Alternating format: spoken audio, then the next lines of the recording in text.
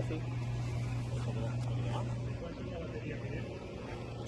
6 voltios, 7 amperios hora.